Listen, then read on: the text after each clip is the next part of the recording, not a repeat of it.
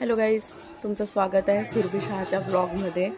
तर आज गुरुवार होता, तर आमच्या गावामध्ये साईबाबाची प्राणप्रतिष्ठा झाली, तर त्या संबंधित पालखी निघली होती।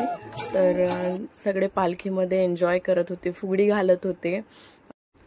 मॉर्निंगला पालखी निघाली, मग त्याच्यानंतर दुपारला 12 नंतर भजन झालं।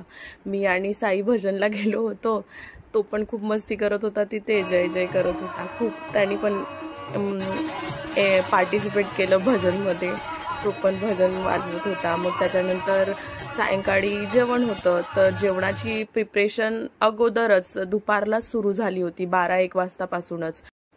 महाप्रसाद सायंकाळी सुरू होणार होता। मग आम्ही साई आणि मी आलोत, मग त्या पोंभुर्ण्यात आलेच नेमके साईबाबा, आणि आम्ही धन्य झालोत।